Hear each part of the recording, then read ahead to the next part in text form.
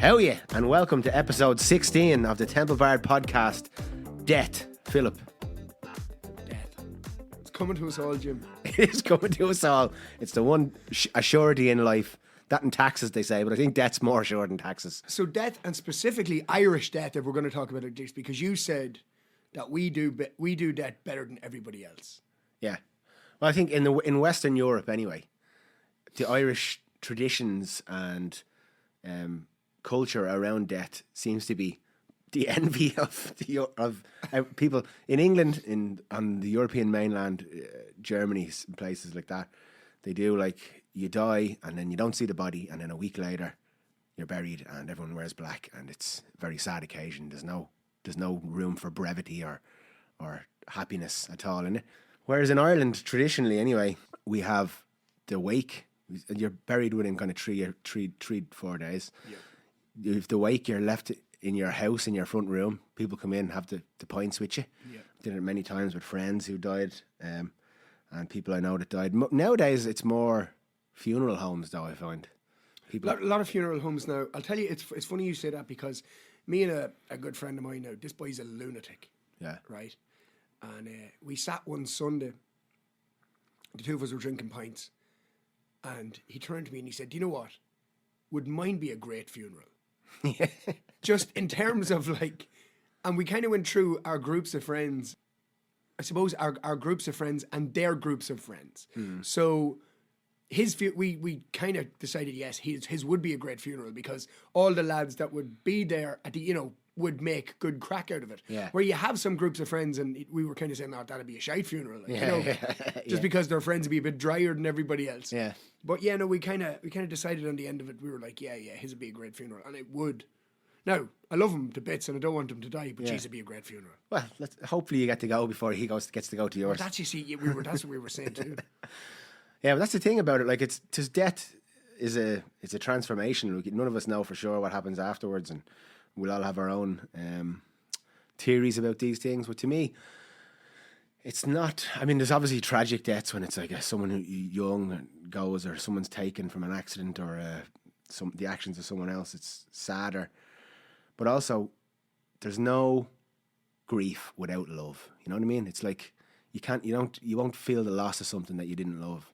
So it's, in a way, it's a mirror that shows you how much you love something. And to me, it's like these lives are only a minuscule blink in the existence, which is infinite. Like, that's another thing actually I've thought of recently is, when you say sorry for your loss. Yeah. In Ireland, you say sorry for your troubles.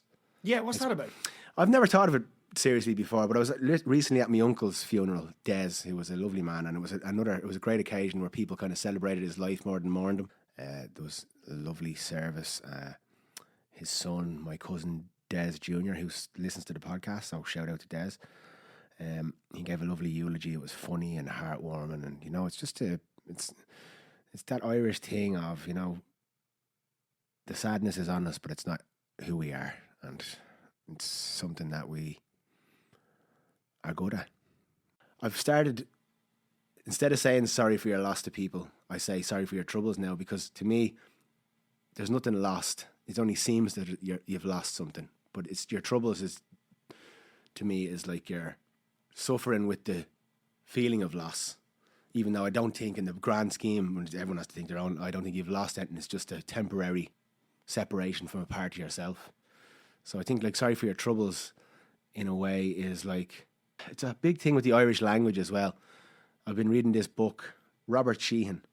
So he's an actor, Irish actor.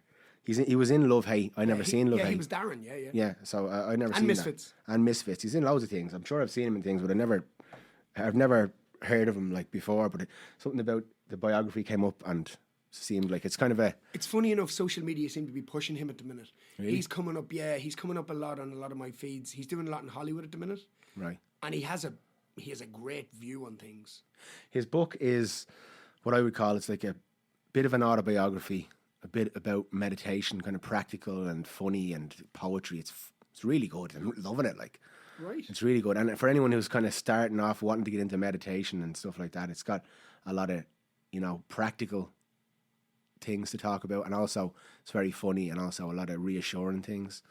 But anyway, he talks about it in in the Irish language, you don't say you're happy or sad. You say the happiness is on you or the sadness is on you. That's like how it's translated. Oh, right. Yeah, so it's us, whatever it is. And I've heard that saying before. So I think it's another thing is not identifying as like you're not your happiness or your sadness. You're just a receptacle who's feeling this thing which will pass. It's like another emotions come through us, but they don't last forever unless we can hold on to them and make ourselves suffer worse. That's our free will choice, and everyone has the choice to do that. Or we can let them go, or we can ignore them. Who else does death well? I think a lot of Eastern cultures do death well. Like the Indians put people they go down the Ganges. They go down the Ganges. Yeah. So I don't know if they set them on fire. So I think sometimes they set them on fire. We have to do a bit of research. Depending on what they've done. But the best is the Mongolians. What do the Mongolians do? It's called. I looked it up earlier on. Hold on. It's called sky burial. Right. So I'm pretty sure what they do is when you die, they fuck you out in the field and birds eat you and eat your body. No way. Yeah, I think that's what it is. Let me look it up here. So, sky burial is common in Tibet among Buddhists who believe in the value of sending their loved ones towards heaven. In this ritual, bodies are left outside, often cut into pieces for birds or other animals to devour. This serves the dual purpose of eliminating the now empty vessel of the body and allowing the soul to depart while also embracing the circle of life and giving sustenance to animals. Jesus. And that's Simba. That's the circle of life. How we are. I would like that when I move on. I'd like to be able to not get shot full of all the chemicals, and I think you have to be. I'm sure if you're left in the field, you're going to be shot full of chemicals at some point. Yeah, no, but I think GMOs. I think when you die, you're not allowed to not be embalmed.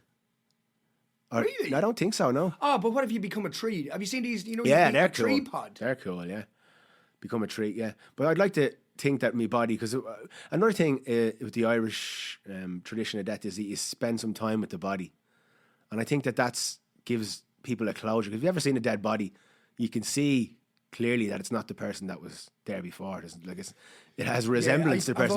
I've always had a fair interest in seeing dead bodies. But then when I'm with them, there's something that seems very impersonal about the whole situation. Like I can't identify with the person that I knew for so many years when I see them there, if that makes sense. Yeah.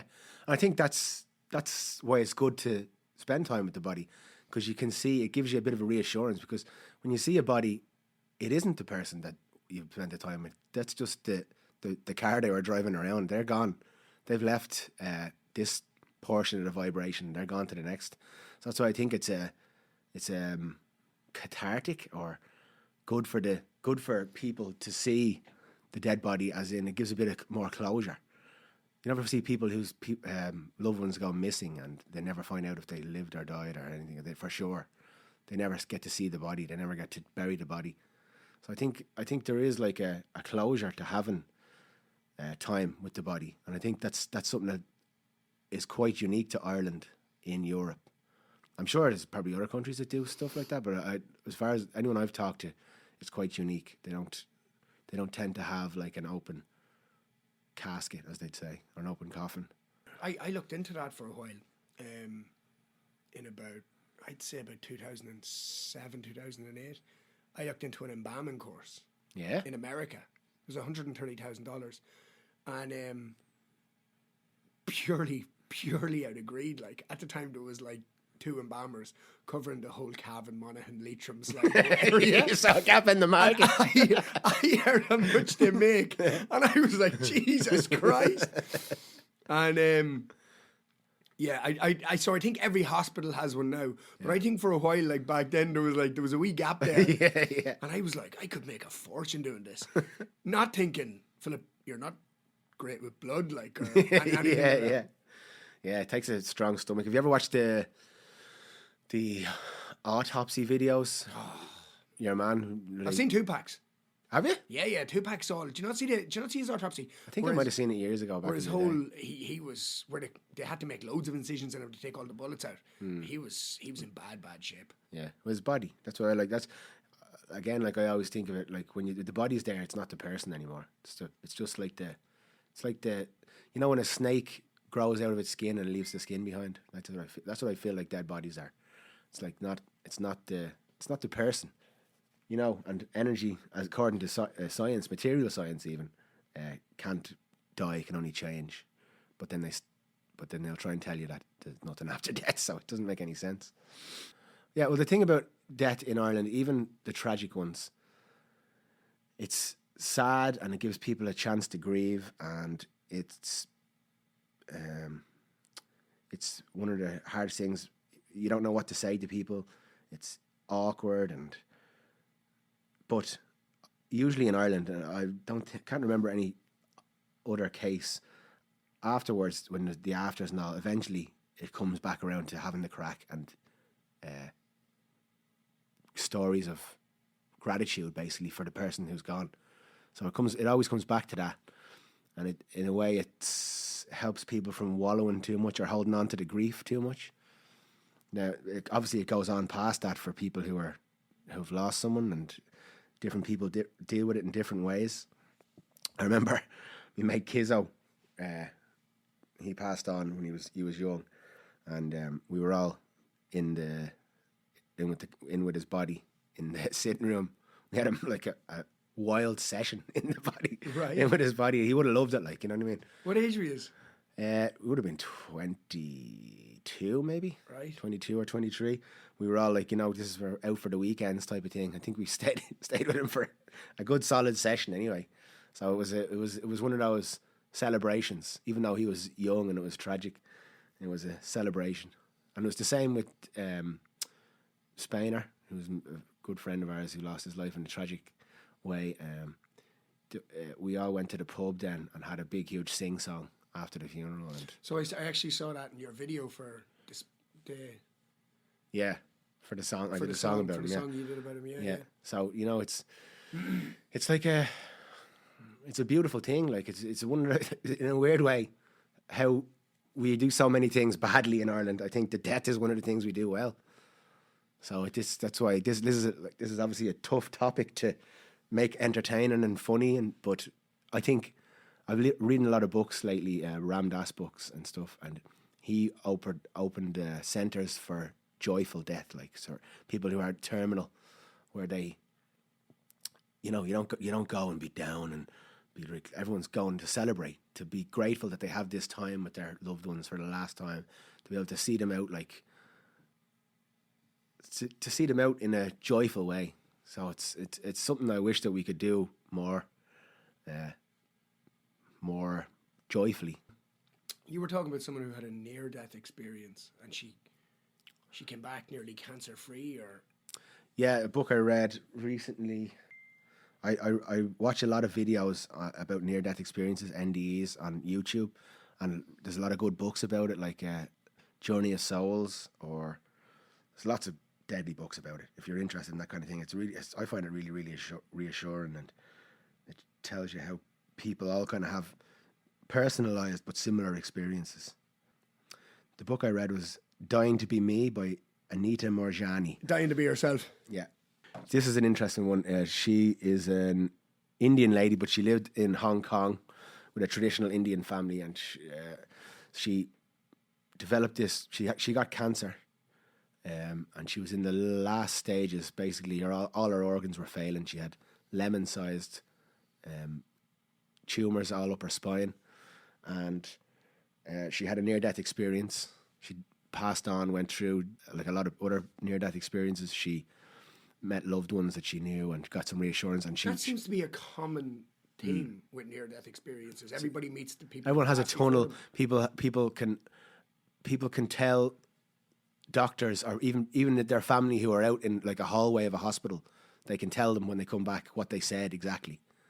Like they can tell what their brother who was coming on the plane from somewhere else. Now, being a believer, of course, you know, but what if that is just their pineal gland filling their brain full of...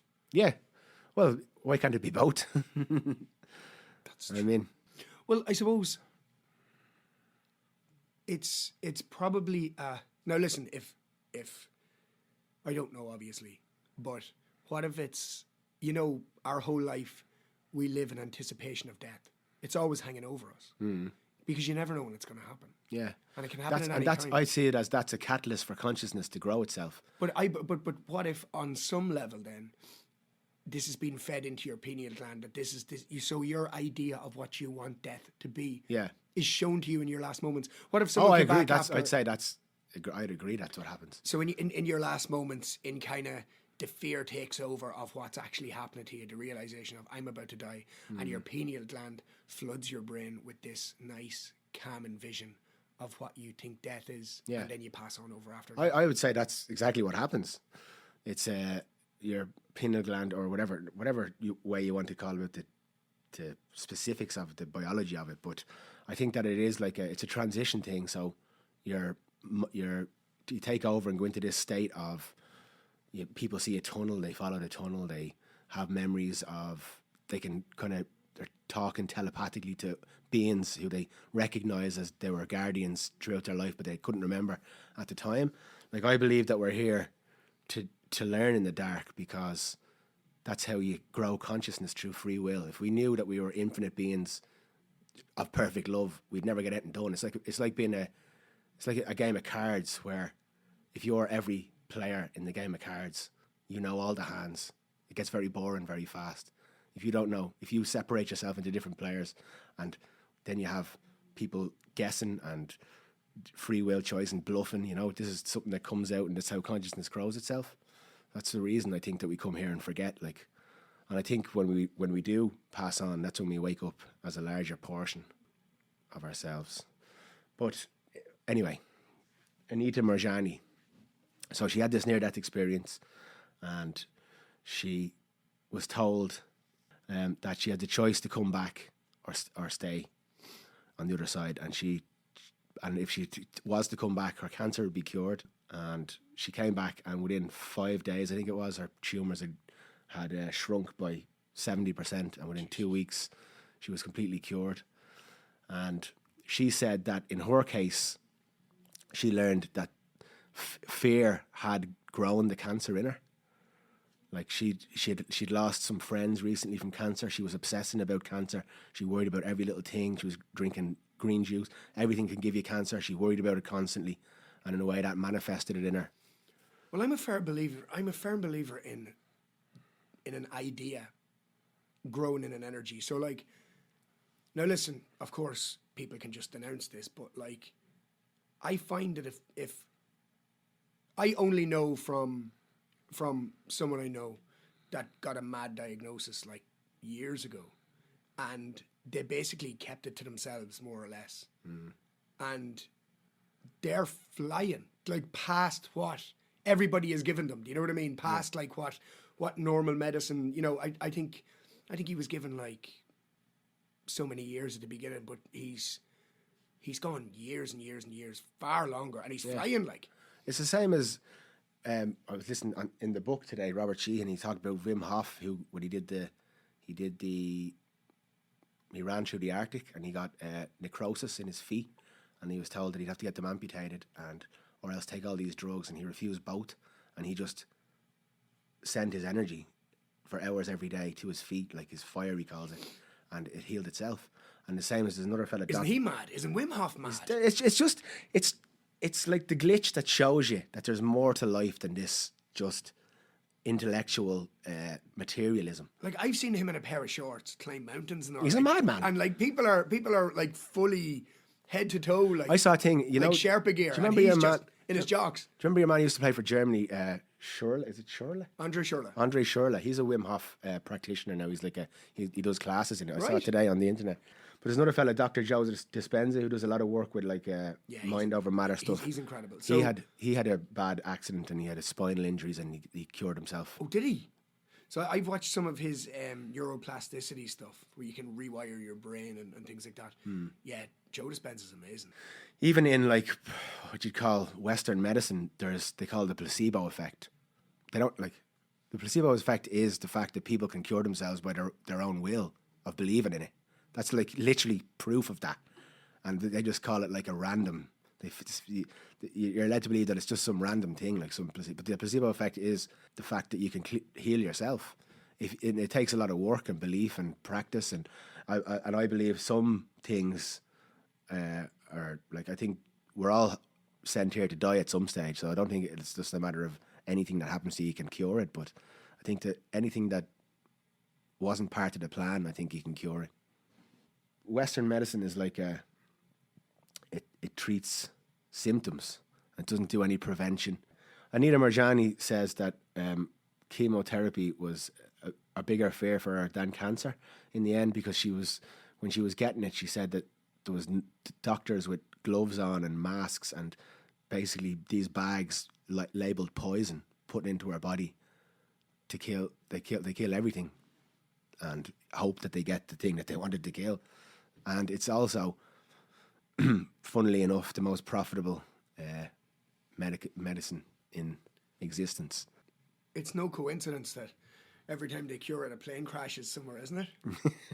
It's like 12 of the world's leading, that has happened a few times. Yeah, I've heard of stories like that, yeah. Now, listen, this could be a conspiracy theory, but I think that, was it MH74 or whenever one of them flights disappeared, had 3 or 4 scientists on the way to somewhere in there. Mm-hmm. I've heard that, all right, yeah. I don't think it's like a thing to be cured. I think it's just a matter of when we learn to be more in harmony with the planet and each other, there'll be less disease. Disease cause disease. It's a symptom of the disharmony that we create ourselves. That's what I believe, anyway. And another conspiracy theory. This is what day is it today? The 12th of September, is it? Today's the 12th of September. Yes, it was the 11th. Yeah. What happened? What happens on the 11th of September? Do you have any jet fuel can't melt steel beams? Isn't that what this is? Oh, I've been down the rabbit holes in these ones. I started off as not believing any of the conspiracies when people talked about them, then to believe in them all, and now to really just I don't follow them anymore. I don't follow, but I'll tell you something. I did. I remember when Loose Change came out, which was the original Google one. This was back in kind of 2004, 2005, and that was the first Google video that came out on it. And I remember watching that and then definitely thinking, like, there's no way. Okay, maybe I don't believe that the American government were behind it, but there's no way they didn't know about it. Yeah. Yeah. There was no way that they didn't know about, like a load of lads with satellite phones sitting in a cave in Islamabad, just went and orchestrated one of the most intricate, significant criminal mastermind attacks in history. There's definitely a lot of people that gain from it. If you can find out all sorts of stuff about the huge $1 trillion debt that was just forgotten about from that days went missing before. a day. It was only a day before it that it came out. Yeah, and then the next day, Tower 7, which wasn't hit by a plane, disappeared with all the trillions of debt, with all the necessary documentation. Yeah, and then they talk about there was Israeli special forces that were taking videos of the planes as they went in. There's all sorts of different theories. And have you ever seen the Famadihana in Madagascar? No. Where they put the bodies of their loved ones in tombs, and how often did they do it now? Every few years, they rewrap them, take them out and dance with them. No way. Yeah. Yeah. What's that called? It's called Famadihana. Famadihana. Yeah.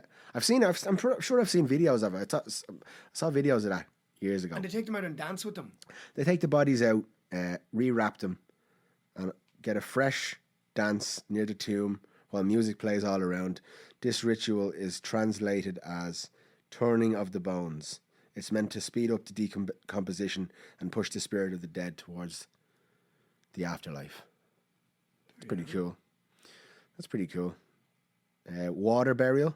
Many cultures, like Viking cultures, do a water burial. They put them on a ship and set it on fire. Isn't that what it is? They used to put it on a little long ship.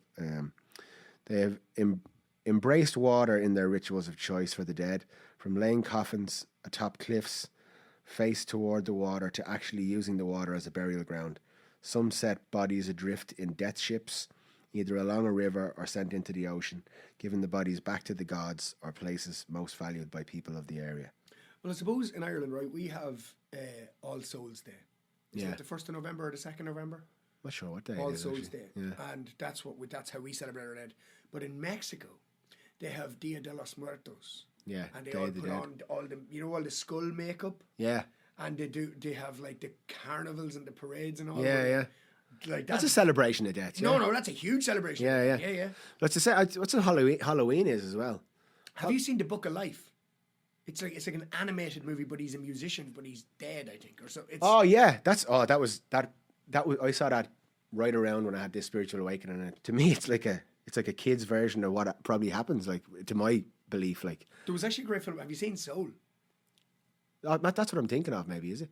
In Soul, it's all about the souls and to come back to Earth. But your man's a jazz player. Yeah, that's what I was thinking. Ah, of. no. So The Book of Life's a different one. All right, but okay. it's similar. Soul hit me hard when I said I was like, Jesus, Yeah. I shouldn't be watching this. I was crying and all. Kids should be watching it. Well, it's up to whoever you want to do with your kids. But to me, I think it's good to have the conversation.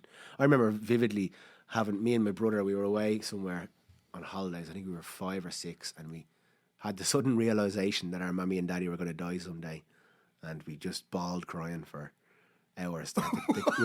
We were inconsolable. It's like a funny thing. Like it's a funny. I think of that. Did you think of it or did he think I of thought of it. I thought of that as kids have no ego. They live in the moment the whole time. And I thought that was like a first big growth of my ego, having this realization. And I think that these are the type of things that come into kids to help to grow the ego of separation, or to grow the ego of, thinking about following their thoughts down rabbit holes, etc.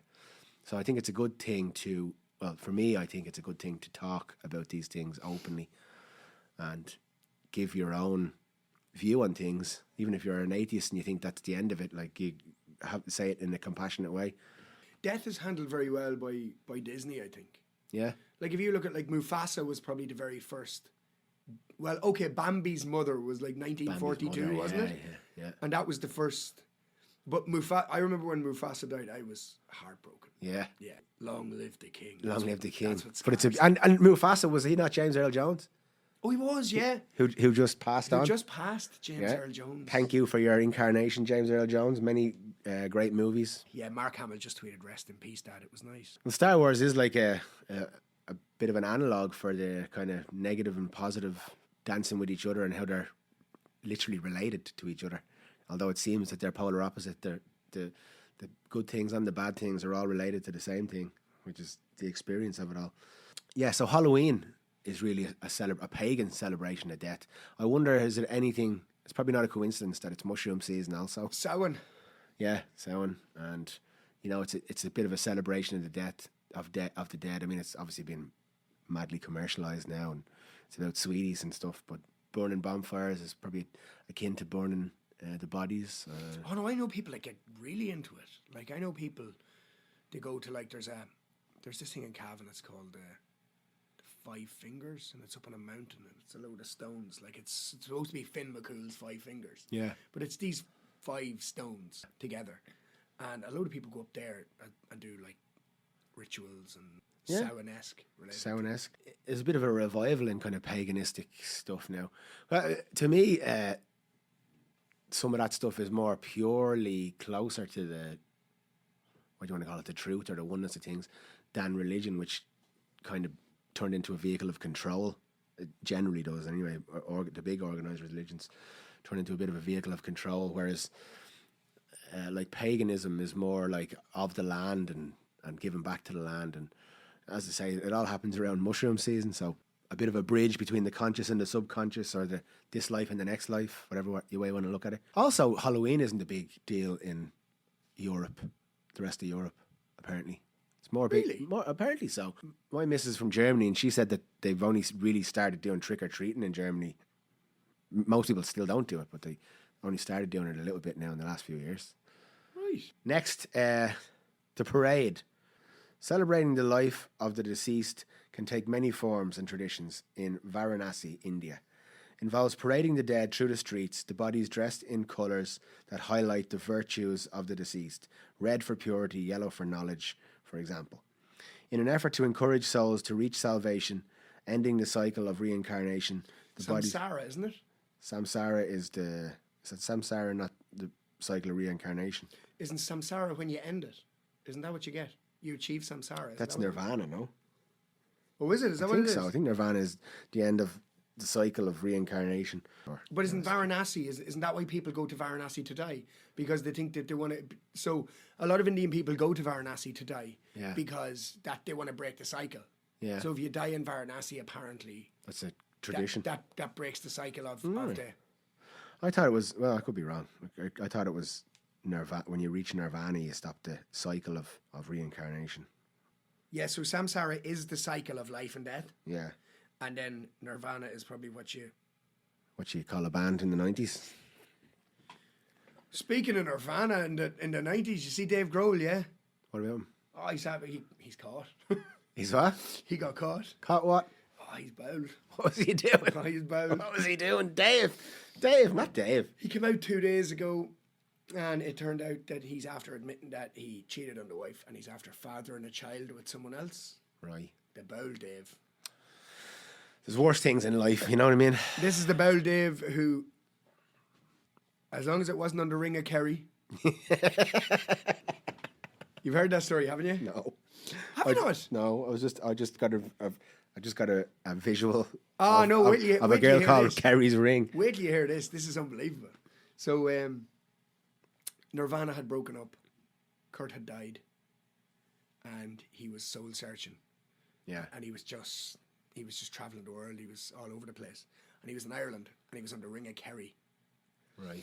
And he was driving through the Ring of Kerry. And in the middle of a mountain, it was pissing rain in the middle of nowhere. And there was a fella hitchhiking. And he had a Nirvana t-shirt on. No way. And Dave Grohl was driving through the mountain, and he came up and he seen your man, and your man saw him, and the two of them locked eyes. And Dave Grohl said, "Drive." He said, "I have to go back. I have to do this." And he went back. He went back to music after that. Now, this was Dave Grohl's version of events. 6 or 7 months ago, this Irish guy, Right. and his friends are all talking, and he says, "We were the ones," and he even explains the day. And he says, we were up on the mountain. He said, I had this Kurt Cobain t-shirt on. It was the one with the mascara on. And he said, we were hitchhiking because it was lashing rain. And he said, and this car came up. And he said, and I ran to the car and I put my thumb out. And he said, there in the front, he said, I saw David Grohl. He said, and I turned to my mate, who was, your man that was with him in the video, and he says, that was David Grohl. And your man says, that wasn't David Grohl. He said, was. And then they shared a picture at the end of the video from that day. Yeah. And it was him on top of the mountain with the Nirvana t-shirt on. Mad. It's class. Well, if you're open to these things, the universe will send you signs all the time. And the more I open up to them, the more they come. It's like, in a way, it's not even surprised anymore. I just see these, what you call these synchronicities everywhere, all the time. It happens constantly. And I think the more that you're able to open yourself up to these things, of course, it's in your own perspective. You can see things as coincidence, or you can see them as random. I see them as little signs, little pats on the back, little messages to show you're on the right track. And if that helped old Dave out, I'm glad for him. And I'm sorry that his family have to go through whatever's happening. I didn't see any of this jazz. Yeah, he was bound. What age is the kid, you know? I don't know. No. Arnold Schwarzenegger's one was mad, wasn't it? Yeah, that was deadly. It's not deadly. That was deadly. No, it was. Did you see him? Did you see the son? So the son that he fathered with the nanny. Yeah. Your man's he's like 21. He's like 6'3". He's built like he's like a young Arnie. No way. He's like a young Mexican Arnie. Yeah. Yeah. He's an animal. It's one of the cliche temptations or vices of people who get to fame. You know, that it's probably got to be a lot more difficult because you've got all this temptation all the time. I don't know if that's what happened with Dave Grohl. Maybe it was someone he knew. He wouldn't have thought he was the type to go group with them. Who fucking knows that? Like, how can you have an opinion about someone without knowing them at all? Like, really. So it just shows you it's a bit like we say, the projection that we're given by the media, good or bad, can make us judge someone as one way or the other without us ever knowing who they are or anything about them. And it's a trap that I fall into all the time as well. So we all kind of fall into the trap of bias, and probably we're more willing to judge people again by something that we in ourselves we're ignoring or we're attaching to or pushing away. It's probably a lesson in there for us somewhere. Good on you, Dave Grohl. I hope. No, not good on you. Not good on you? No, you can't. No. He was bad. Well, Dave Grohl too is human, it turns out. Yeah, he's human, but he's bald. Well, all will be well when we leave this life and we realise that it was just a beautiful game this whole time. A beautiful dream. Yeah, you know Zoroastrians? No. Zoroastrians is one of the oldest religions in the world. Freddie Mercury's family was Zoroastrian. Right. I don't know much about it, so I'm not going to say, but I will say that they have a Tower of Silence as one of their death rituals. The Zoroastrian tradition requires vultures to keep the ancient burial ritual alive. In that tradition, a dead body is believed to defile everything it touches, including the ground and fire, and raising a corpse to the sky for vultures to devour was historically the only option. So does Freddie believe this himself, or no, it was just his family? Because from what I know, only your woman, Mary, what's her name, knows where he's buried. Yeah. She's the only one who knows where I've heard that, Yeah. I don't know, I'm sure, I think Freddie wasn't a big believer. I think he kind of was more westernized. But this is like, I don't know, I would doubt it's still going on. But it says here, bull's urine is used to clean the body before tools, which are later destroyed, are used to cut off clothing. The corpse is then placed atop of a tower of silence, out of the way of the living, who could be tainted by it. Not dissimilar to the sky burial. Is it not the same? It's the same, but instead of putting them out in the field for animals to consume, they put the bodies. My favourite so far has been the ones who keep taking them out and dancing. Yeah. Well, instead they cover them in bull piss and put them on top of a tower so the vultures can eat them up there away from everybody else. Right. Enjoy them enjoy their pieces in peace. Then we've got the ones that we are kind of more familiar with: cremation, burial. There's mummification, big with the Egyptians. Jazz funeral. What's a jazz funeral? Yeah, what's that funeral? The meme of the African lads and they're all dancing with the coffin. What's? I don't know. Is that something similar to the jazz funeral? The jazz funeral is in New Orleans, in Louisiana. That's another place that does death quite very well. Yeah, that's Very got well. it's got like a big kind of. They nearly shut down the streets and all, and they're like, it's a celebration. It's a celebration. It's like Mardi Gras. It's like It's a celebration. They have all the brass bands and stuff like that. It says here, accompanied by a jazz funeral is a funeral procession accompanied by a brass band in the tradition of New Orleans, Louisiana. The meme you see with the African fellas dancing with coffins, says here, is Ghana. Dancing pallbearers, also known by a variety of names, including dancing coffin, coffin dancers, coffin dance meme, or simply coffin dance. is the informal name given to a group of pallbearers from Nana Otafrija pallbearing and waiting service who are based in the coastal town of Pram Pram in the greater Accra region of Ghana. Jesus. That was a lot, wasn't it? It was a mouthful, hi. But apparently, so maybe it's not a tradition, it's just like what that one company does. Well, they do it very well. They do it very well. They got some guerrilla advertising going on there. Unbelievable. Didn't they? Yeah. Imagine, like, talk about selling yourself. Becoming a meme is the best advertising you can do. That's massive guerrilla marketing, isn't it? Yeah. And then there's, like we were talking about earlier, you can be a tree. Yes. So you can be put into a pod and then you come back you don't come back. Yeah. You're put into a pod and then you feed the Your grass. body feeds the grass. So I'd love that. I'd love to be put into a pod, right? Feed the grass, make a tree out of me, cut the tree down, and make a nice guitar out of it. That'd be cool, yeah. Philip wants to be taken out of this podcast, cast into another pod, and cast into a guitar. Into a guitar. That'd be cool. Yeah, like I'd play it. somebody from the Taylor Company get in touch there. I'll sign all the rights over. Yeah. I'll fiddle with your G string, no problem. Jesus. I think something to remember, if we can leave you with this one, is no matter what you believe, whether you're religious, spiritual, atheist, you will believe that every one of us goes to the same place. Wherever you think that place may be, whether it's nowhere, whether it's somewhere, you still believe that we're all going to the same place. And that should give us at least a bit of motivation to be kinder to each other while we're here. It's that Irish thing of, the sadness is on us, but it's not who we are. And it's something that we are good at. We may not qualify for the World Cup or the European Cup. We may have ridiculous house prices. We may have a government full of crooks. We may be the bitches of the tech companies. But when it comes to the transition from this life to the next, we're balling. Well, folks, that's all for episode 16 of the Temple Bard podcast. This one was a bit of a tough subject to be very kind of funny about, but also we would like to bring a bit more joy to death, and I think we can be proud in Ireland that we are doing at least bringing a bit of joy to the transition that we were all facing inevitably. So, from me to you, from Philip to you, get yourselves in your pods. Till next time, sláinte.